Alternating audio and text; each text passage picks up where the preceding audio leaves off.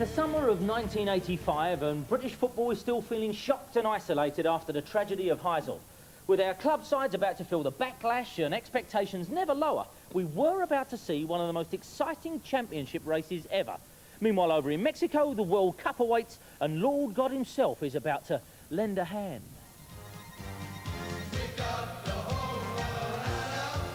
Even I don't remember this shambolic slice of mumbling. But Brian Robson's England actually had plenty to be happy about, securing World Cup qualification a year early. Imagine.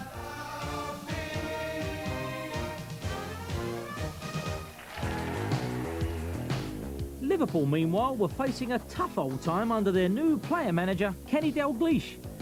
Their bid for a 5th European Cup win had ended literally in disaster at the finals at the Heysel Stadium, leaving the players shell-shocked to face the Heysel backlash and probable European isolation. In the end, all English clubs were banned from Europe, but the government wanted more. I wish we could get those responsible, get them before a court and stiff sentences so that they stop anyone else. The league championship had stayed in Liverpool the previous season, but this time at Goodison Park, where Everton's heroic treble bid was thwarted in the cup final. The Blues had snapped up England's latest sensation, Gary Lineker, seen here in unconvincing ordinary bloke mode. But on the pitch, yes, he was a hot potato. Lineker's arrival wasn't good news for everyone at Goodison, as Andy Gray was about to discover. I just moved house. I just looked out the window and Howard's Jag pulled up. I turned to my lady at the time and I says, forget unpacking those packing cases. You just know. I really didn't know how to approach it. I wanted to approach it in the nicest possible way. I just turned around and I said, Andy, tell him to stop working. Oh no, he said. All the children say we don't need another hero. Everton fans were outraged at losing Andy Gray, who had become a talisman for the club's recent revival. Petitions flooded in, but to no avail, the deal was done. And Lineker took his competitive bow for the champions in the Charity Shield against Brian Robson and his Manchester United Cup winners.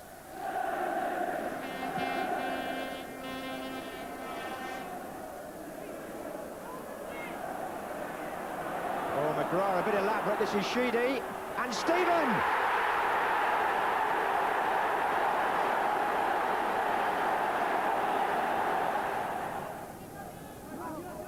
And again, only to Sheedy this time. Oh, and Heath with a chance, scores. Gary Bailey lost it, and quite a return for Adrian Heath. Now, that Charity Shield was to be the last TV football action until Christmas.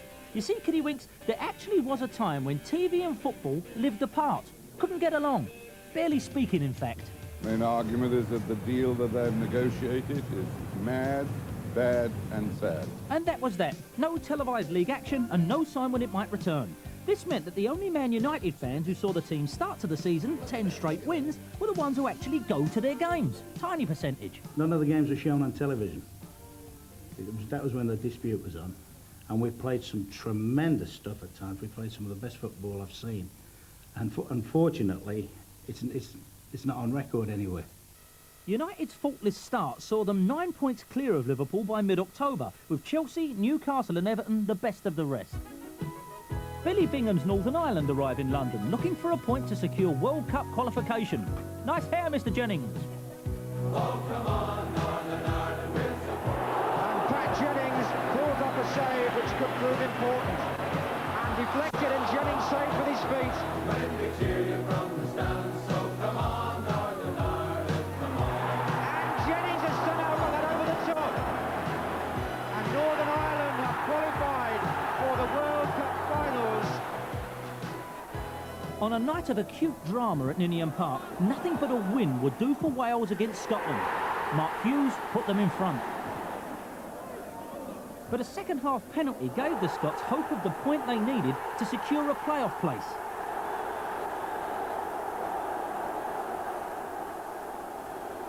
Davy Cooper of Rangers stepped up and stuck it home. But amid the celebrations, a tragedy struck.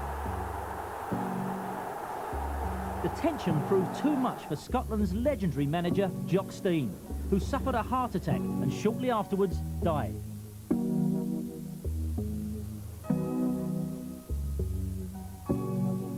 Jock Stein's family wanted a private cremation, so instead the people of Glasgow lined the streets as the funeral cortege passed. Thousands of people standing in silent tribute to the Scottish soccer legend.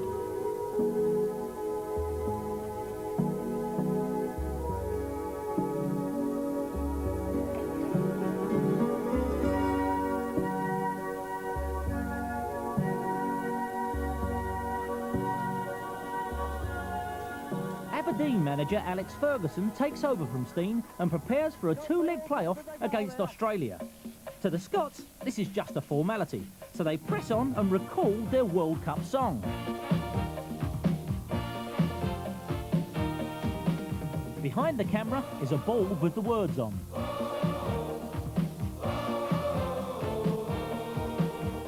Their confidence is well placed. A 2-0 victory in the home leg proved more than enough.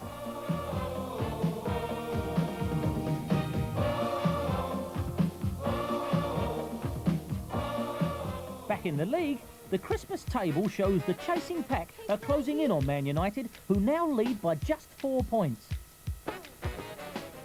A measly 1.3 million is all it takes to get the football authorities back into bed with the TV people. Graham Kelly was cock-a-hoop. John Watson can dust off his statistics and Brian Morecambe polishes hyperbole. Oh, he's pleased with that one. So the TV cameras return, and who's this mystery man? Well, yeah, it's Frank McAvenny, isn't it? West Ham's rise to the top of the table owes much to his goal-scoring exploits and to that of his partner, Tony Cottee.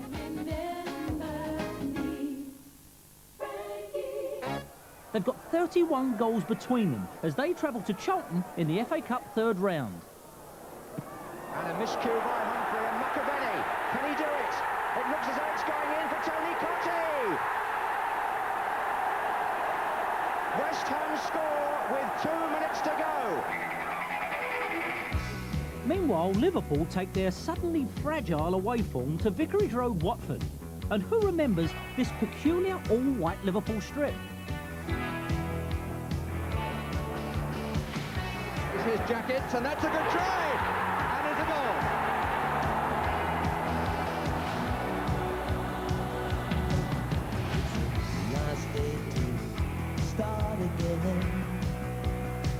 Craig Johnston. Walsh. Yes. It's a nice day to start again. Craig Johnston's cross. Rush. Yes.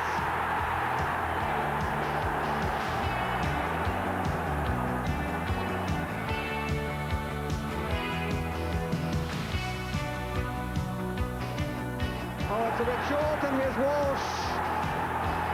No doubt now. Back on Merseyside, Gary Lineker has finally won the confidence of the Everton fans. A little matter of 19 goals by Christmas did help, as Howard Kendall's team prepare to visit Birmingham City.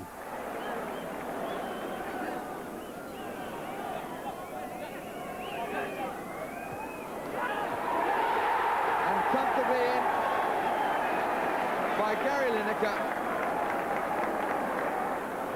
And Lineker gets his 23rd of the season.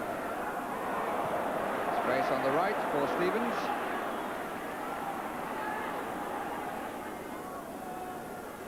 And again it ran a little kindly. Here's Lineker. And that's his second.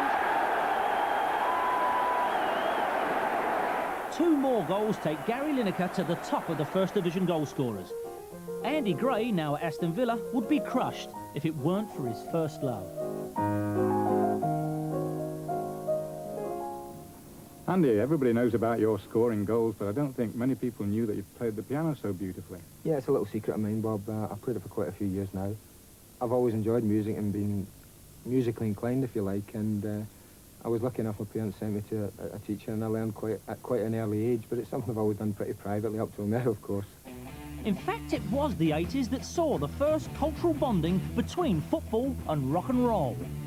Yeah, well, funny, I used to have a nightclub in the early 80s, 79 to about 84, and we used to have live bands there, and little-known bands at the time like Duran Duran, and I remember Dexys Midnight Runners actually got to #1, and we had booked them for about 125 quid for the night, so they were committed to, under contract, to play in our club, and we had them on as a #1 band. Billy Joel. Billy Joel was my man. Depeche Mode I liked a lot. The U2 was the big band that I followed in a big way. I was in the same class at school as Jim Kerr, Charlie Birchall, Simple Minds, so I followed their career. And sometimes I think, why didn't I pick a guitar up all those years ago at Holyrood in Glasgow? I had the mickey taken out of him many times, and I still have. I'm a big Vera Lynn fan. Having started on a musical theme, perhaps you'd like to play it out in the same way? Certainly. Well, this is a little thing that I learned at a very early age, and something that's stayed with me for a long time.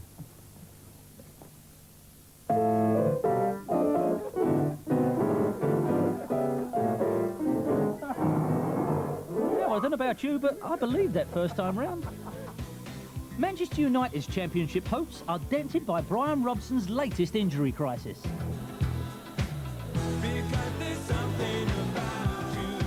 Robson's rousing style of play threatens to jeopardise not only his life, but his participation for club and country. The latest in a series of minor niggles is a pulled hamstring plan for England. So it's off to Amsterdam for a massage. Oh, stop giggling, he's a professional. In many ways, it's more of a psychological thing than a physical thing, although obviously they're both going to be beneficial.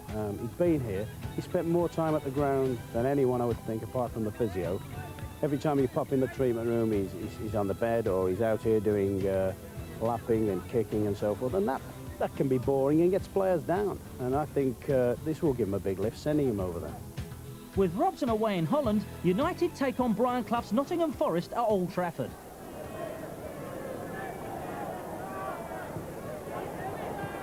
Oh, and a chance for Walsh, and a goal.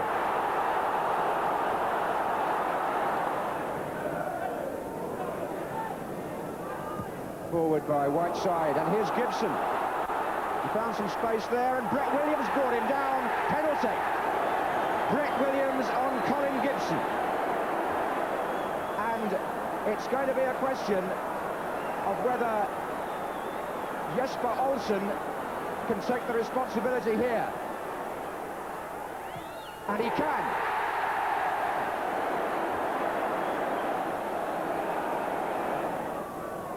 Stapleton. Strachan. Good cross, and a chance for Olsen! Manchester United take the lead, and Jesper Olsen gets his second goal of the match to mark his return to the first team. Davenport, and that looks as if there might have been an offside there, but the flag isn't up, and Walsh is through, and against the post, and in! Nottingham Forest pull it back to 2-2. Brian Clough off the bench with delight.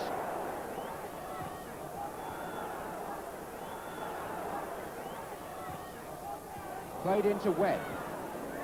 Awkward, and Clough was at the far post, and it's 3-2. Nigel Clough may have given his father and his team a win bonus here. Defeated by Forest, United must now go to Anfield, where things turn very ugly indeed. Arriving at the ground, United players are attacked with ammonia. I thought they'd actually sort of put some sort of paint on there that hadn't dried. You know, it hit you in the eyes, and then everybody's coughing and spluttering, and it took a little bit of time before we realised that somebody had sort of used one of those tear gas canisters on us, yeah.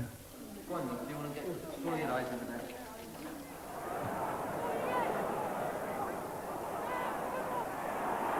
Colin Gibson, Hughes, and Colin Gibson's through. He's there again, it's a goal.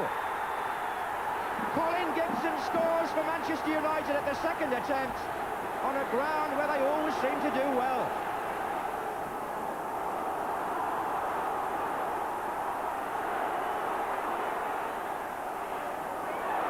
Well played by Jim Beglin to Sammy Lee. And Sammy Lee was brought against post, Johnny Walk, 1-1.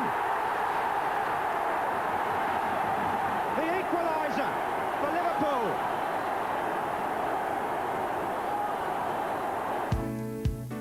Money, both worries and demands, is beginning to dominate the game in all divisions. Football chairmen believe wages have gone crazy. Although I got into the first team and played for England at 18, 19 when I made my debut, I think I was on £200 a week for a good 3 years. My first wage was 350 quid. And I was like that. That'll do, mate. People might find it amazing as someone who went for over £1 million in '79. But I think the biggest wage packet I was on, I'd been on a basic wage at some time at Wolves of about £800 a week.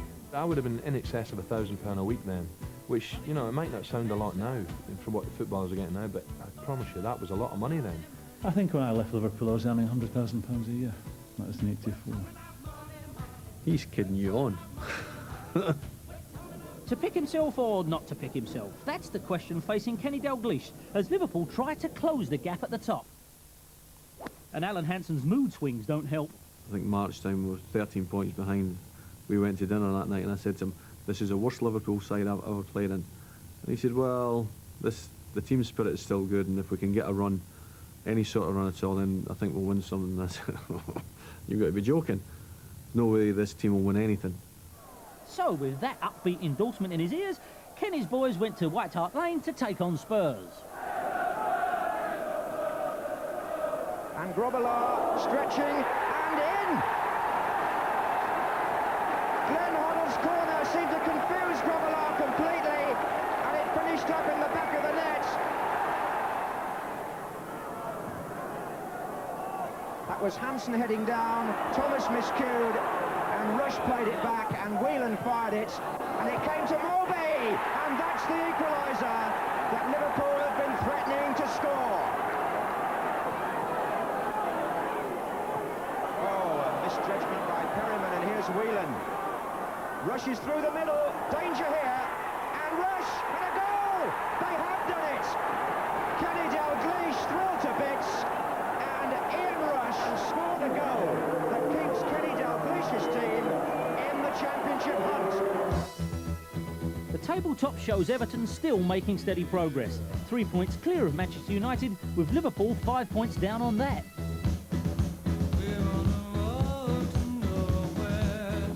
Membership schemes, the latest answer to the hooligan question. FA top brass are summoned to number 10 to hear Mrs Thatcher demand football fans carry identification cards. Such a scheme is going to cost a lot of money. We've had quotes of something like 30 million, which is quite beyond football. So we haven't thrown it out of the window, but we are looking at ways and means of implementing it in an attempt to eliminate this problem. Luton Town become the first club to belly up to the membership scheme, with club chairman Tory MP David Evans saying, yes, Prime Minister, no, Prime Minister. What we're saying to football and to everyone is that here is an opportunity to rid the game of soccer hooliganism. The bullies, the louts, the cowards, they need to be identified. And at Luton, we have identified them.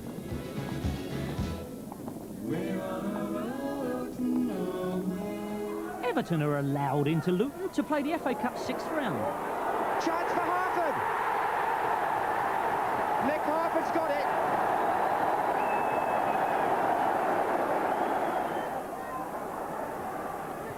King, and Steen's through. Onside. What a chance for Luton. And it's still a chance for Luton. And Steen has done it.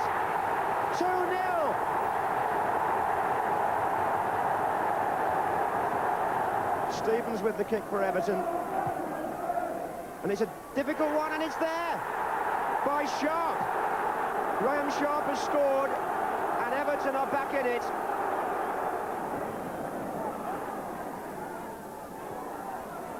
Lineker over the head against Foster. Heath, it's there.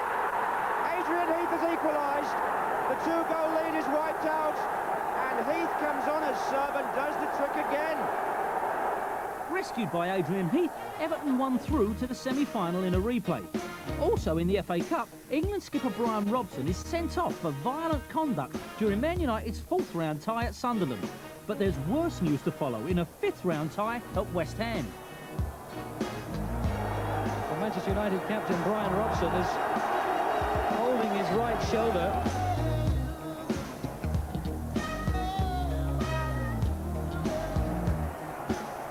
And it looks, sadly, as if Brian Robson will play no further part in this match. Mick Brown and Ron Atkinson show the anguish. Robson's dislocated shoulder is lousy news for England, who need their captain fit and well for Mexico. I asked him to take Brian Robson out of the Manchester United team and have an operation. And Ron felt, as the manager with Man United looking to win the championship, he couldn't do that. So there's not much I could do. No Brian Robson then, but over 51,000 still come to Old Trafford for the Manchester derby. It's there! Colin Gibson, the man wearing Brian Robson's shirt, scores a goal with his left foot, which would have done justice to the England captain. Good header by Gibson. Davenport. Hughes making his way into the middle. Davenport, penalty, yes!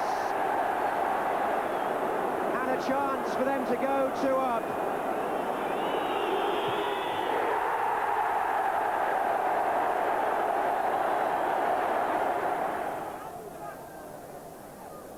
Simpson, May, Phillips in the penalty area. Wilson was too, and Wilson scores!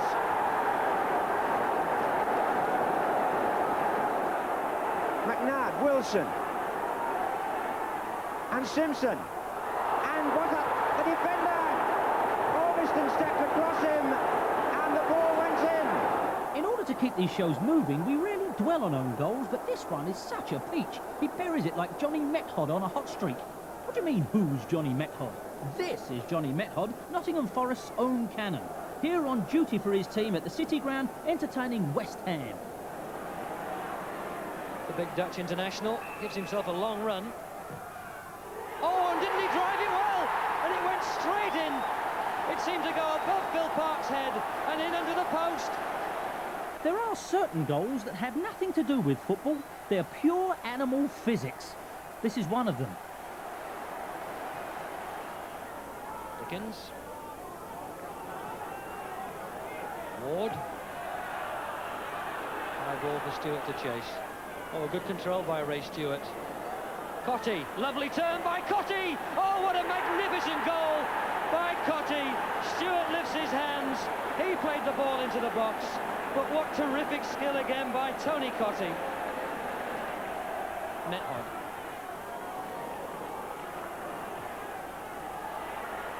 Rice had to score! It was a gift! And Johnny Method, he say, yes, yes, yes! Meanwhile, Everton's title hopes have taken a knock with the news of injuries to 5 first-team players, including star striker Gary Lineker and goalkeeper Neville Southall. The players prove they are still fit and healthy in some departments, though, as fullback Gary Stevens and the injured Neville give the kiss and tell tabloids acres and acres of good news days. With something of a siege mentality, the boys retire to the training ground, where the players remain on the straight and narrow with proper soul food and a little cereal, perhaps. Plus the odd waggish cry of crumpet all round. I believe that the players, if they come in here and they work very, very hard and they play to the best of their ability, that's all I can ask. People will have problems in their personal life, and it's up to them to deal with it. Putting these sleaze allegations firmly behind them, the injured players can only look on as Everton face an FA Cup semi-final showdown against Sheffield Wednesday at Villa Park. It's Ratcliffe with the free kick. Nixon's header out, Bracewell. Hooked back in. Snowden away from Harper. Back in by Mountfield. Now Harper is onside. And he's got the ball over the goalkeeper. And Alan Harper, the substitute, has scored for Everton.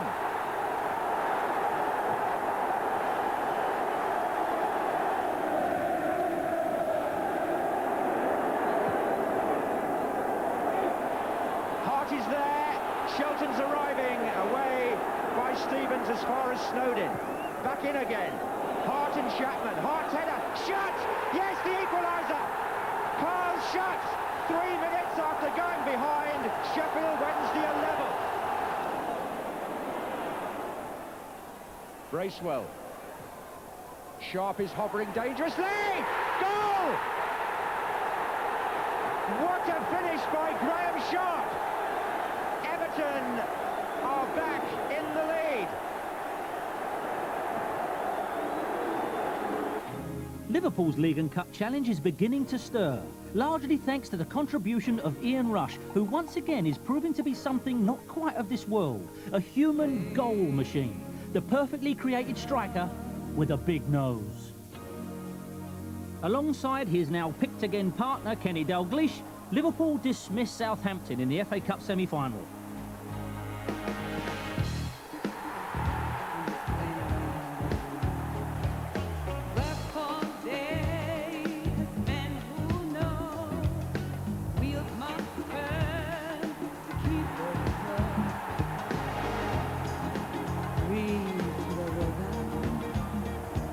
Having secured a place in the first all-Merseyside Cup final, Liverpool are desperate to close the gap on Everton as they face a massive game at Leicester. And Dalglish gets away with Rush going on the left. On the right, he's got Craig Johnson. This is Rush. Yes! The goal rush strikes again. Dalglish.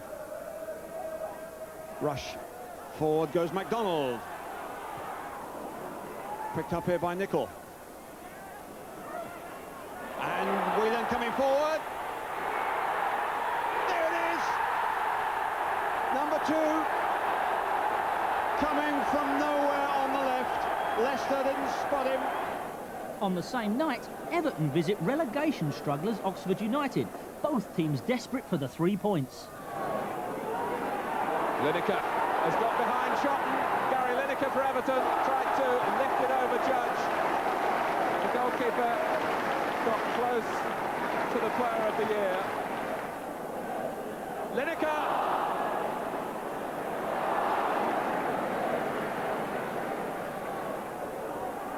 And here's Hamilton, given time to set up Phillips. Oxford United have a goal that could mean First Division survival, and could mean the end of the championship race for Everton. Gary Lineker, who had a great season for us individually in terms of goal scoring, had about 3 or 4 very, very good chances on the night. And not being critical of Gary because of his performance that season, he didn't take them on the night. And Liverpool had an excellent win. So we knew it was taken out of our own hands. You know, if Liverpool went to Chelsea and won on the last game of the season, it doesn't matter what we did at Goodison, we'd have lost it. Bad news for Everton, but good news for West Ham, who was still in the championship hunt here at Watford. Devonshire. And still, Cottee arriving. Oh, it's a goal. Typical West Ham. 59 minutes. Tony Cottee.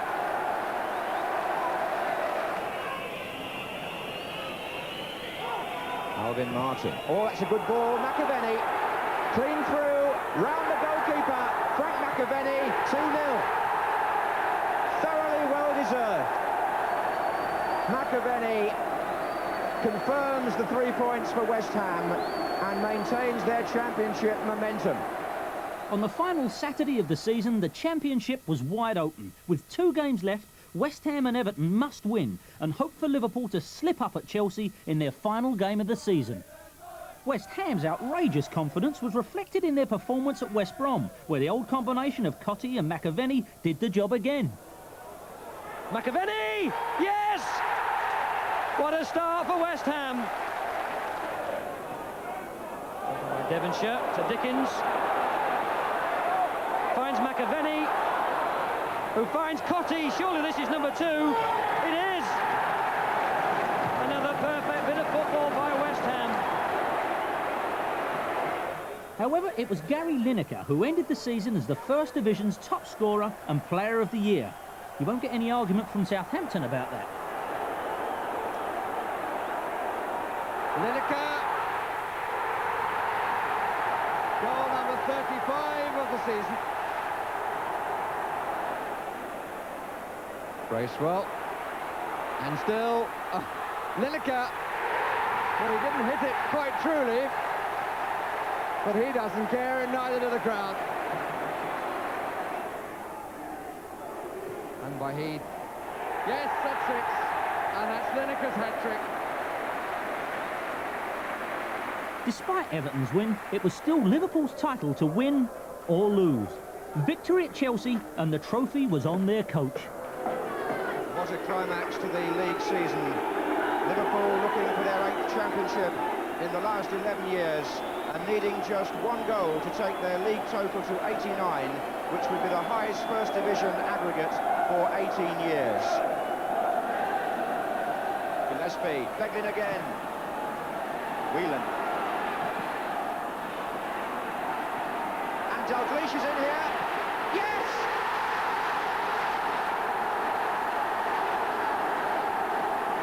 The player-manager scores the goal that may edge Liverpool nearer to their 16th championship.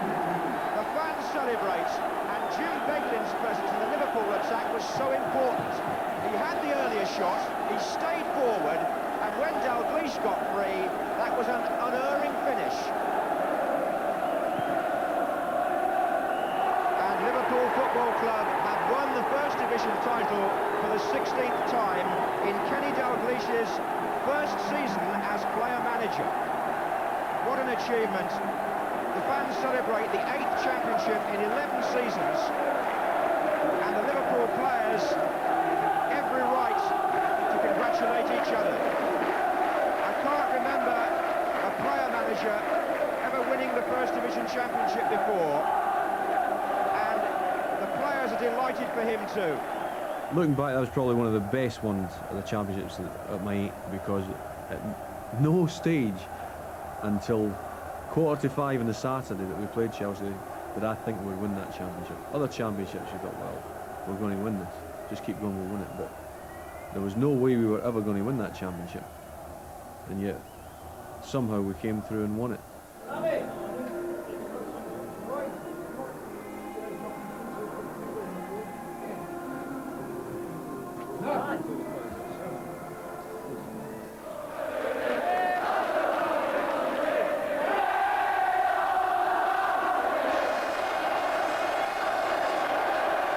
They're all looking forward to the cup final on Saturday, and everybody's thinking now obviously about the double. Well, we're the only team that's got a chance of doing it, aren't we? You'll do it in my life. The hunt is on for cup final tickets, with the whole of Liverpool wanting to occupy a little bit of Wembley. Do you think you'll be able to get a ticket? Don't know, but we're going to celebrate the night time if you win. Are you going to go to the cup final? Yeah, with or without a ticket. Any price was paid, £50, £100, this woman's dignity. Safe to say that more than the official 100,000 probably witnessed the game. Although for a variety of reasons, not everyone showed up on the computer.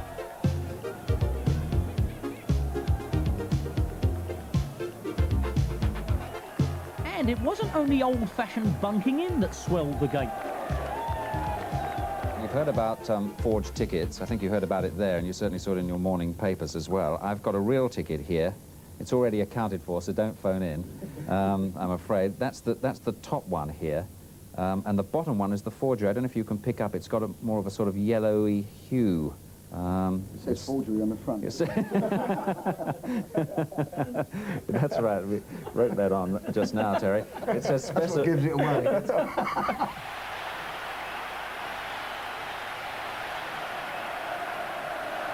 The manager of the year, 1985 on the far side.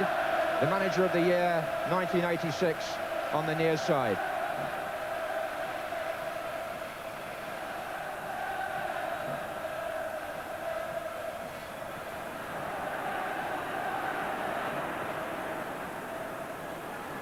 This is Norby to Dalglish. Now Reid. Lineker off through the centre again. This is promising. Lineker for Everton. Saved by Bobolo. Lineker. 1-0 to Everton. And who else but Gary Lineker? His 40th goal of the season for Everton.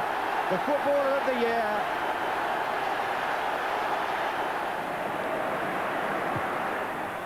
Here's Whelan. Mulby. And here's Rush, onside, Ian Rush, goal!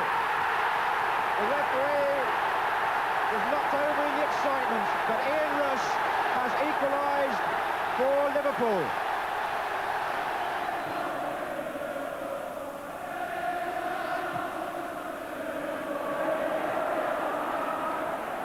Here's Rush. Dalglish is up, so is Mulvey here. Dalglish, no, Johnston, yes! 2-1 to Liverpool. Craig Johnston. What a turnaround. Chipped in towards Lineker, Jim Beglin with the header. This is Whelan. That's Johnston. This is Rush. Mulvey again. Oh, I say, his vision there was lovely. Whelan. And Rush is on the far side. Is this 3? It is!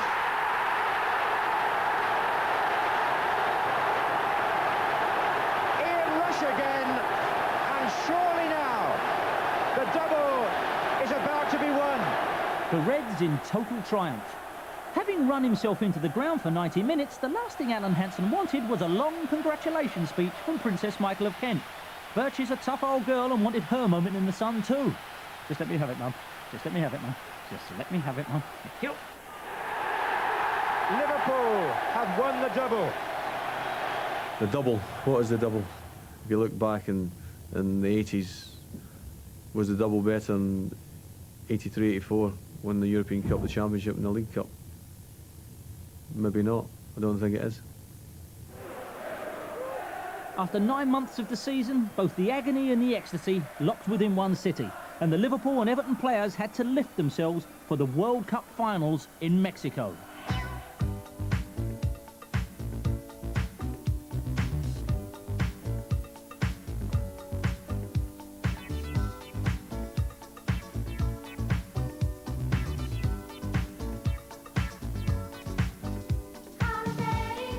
Everyone is in very good shape. Everybody's got a touch of World Cup fever, I'm sure, like me. So we're ready to go.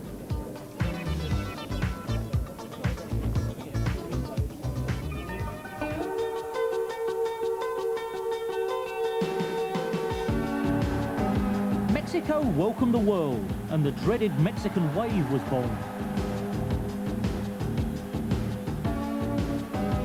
Lest we forget, the Scots were present, and in reasonable voice. We're the famous Dustin Army, I'm off to Mexico. Mexico! Mexico! Not forgetting the Northern Irish, matching the Jocks' boozy note for boozy note. And Jerry Armstrong bet fearless Norman Whiteside he couldn't wrestle one of those famous Mexican Labradors. The only worry for the nation with the three lions on its chest were the injuries to Brian Robson and Gary Lineker. Robson was patched up with a full shoulder brace and took his place in the first group match against Portugal. The shock defeat by unfancied Portugal cast a shadow over the England camp. Whilst Bobby Robson pondered his team options, the local papers were really laying into the English supporters. We're not animals. The Mexicans are good. We're all good, and we're having a really good time. You ask anybody? The only people to let us down were the team. In an act of do or die, Bobby Robson sent his captain into battle against surprise qualifiers Morocco. Inevitably, it happened, and our best player was out. England hit bottom. No, hang on. Now they've hit bottom. And a red card has been shown to Ray Wilkins. Disaster upon disaster for England. It was quite hot down there at the time in Monterey, and I just lost it. I didn't actually throw it at him, I threw it to the floor, but unfortunately it bounced up and hit him on the leg, which he took, well, in uncertain terms, he just drew the card out and I was off. Meanwhile, Scotland had made an equally poor start, losing to Denmark in the so-called group of death. So what do you do when you're depressed and south of the border? Why, give it plenty of big hat and bandito posing, of course. Gordon Strachan goes where 10 million tourists have gone before, all to get in the right frame of mind for West Germany. Afterwards, defeated and dehydrated, Nicol and Souness couldn't oblige with a random sample. Altogether now, nobody could take the piss out of them. It's a problem because after the game, because of the heat, you dehydrate and you can't pee. It's as simple as that. Scotland's last opponents were Uruguay, who needed just a point, and they were going to get it. And there is a first indication of how the Uruguayans might be approaching this as Batista brings down Gordon Strachan, and there is a red card. He's off. Oh, what a start. Batista is off. In one of the World Cup's ugliest games, it finished 0-0, and that wasn't enough for Scotland. They were literally kicked out. The reaction from Scots fans was swift and shocking. I'll tell you right now, I hate England, and see if England get to play Uruguay, I'll support England against Uruguay. There you go, and that's how much I hate Uruguay. On his 41st birthday, and after a world record 119 caps, Pat Jennings said goodbye to the international scene just as Northern Ireland was signing off from the World Cup finals. Brazil and their debutant right-back Josimar just too good. And Northern Ireland go out, but in great style on Pat Jennings' part. It was now the last chance for England too. Bobby Robson trying to lift team morale for a crucial game against Poland. It was win or bust. Quite a celebration going on around the ground. One or two England supporters are doing the conga. Lineker's hat-trick sent the English fans crazy go nuts. Now they and the England team were heading for the second stage against Paraguay. Gary Lineker just hungry to get on with it.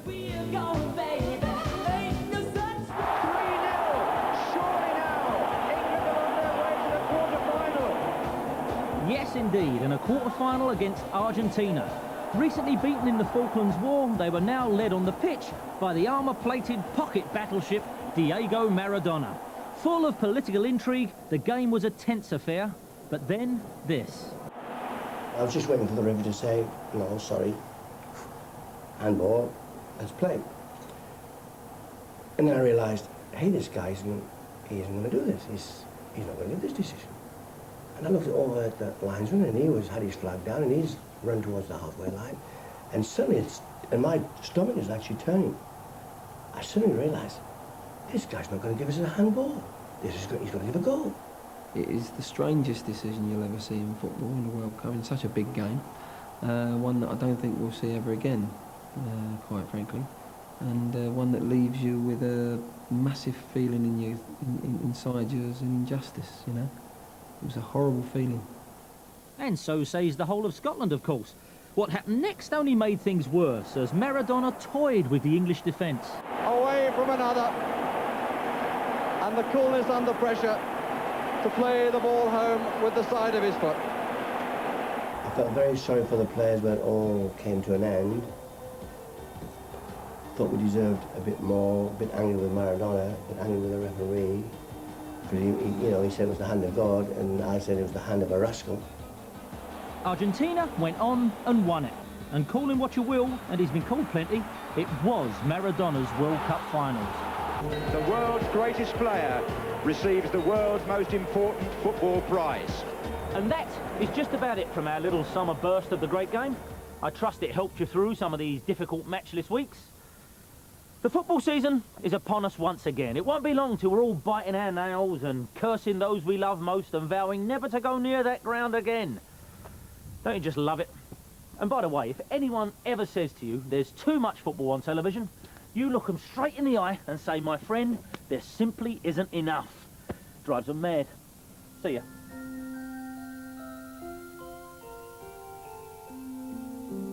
We're on our way together,